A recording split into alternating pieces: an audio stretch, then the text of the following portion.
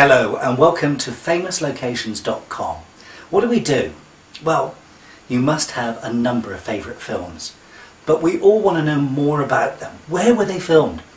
That's why you come to famouslocations.com, because here we've got a whole lot of films and we've got a whole lot of locations, and what we want you to do is sift through one and the other and find what you're looking for. So it could be, how many major feature films have been made near to where I live? Or I'm going somewhere for a holiday. How many feature films have been made there? Or you've got a particular feature film that you're interested in and you think, I wonder where that was. Ooh, do I recognise where that is?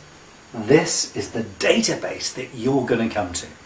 But of course it's so much more than that, because it can become your database. In other words, you can add to it, you can comment on it, and you can really become a part of famouslocations.com. What you can do with famouslocations.com is put in the name of your favourite film and search through the database to see where certain scenes were shot, or you can go the other way. You can put in a particular location and then you'll find out what films were made or shot around that location.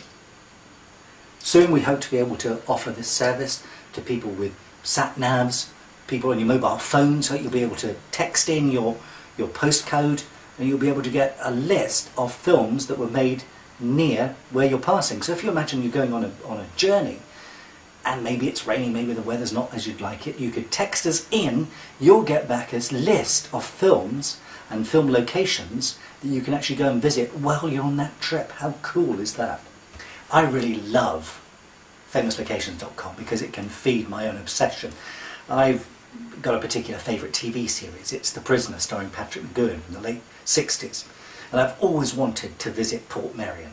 So as I hooked up with famouslocations.com, I thought I'd get my first locations report from Portmeirion.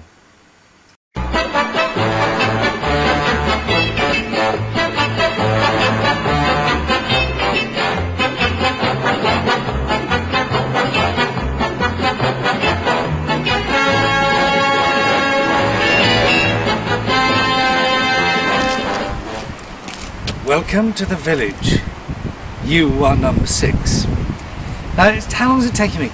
It's taking me probably over 40 years to get to the place that I so wanted to get to when I was about 17, 18. This is Portmeirion, the village. Portmeirion is a coastal village that's snuggled into a sort of peninsula on the Snowdonia coast.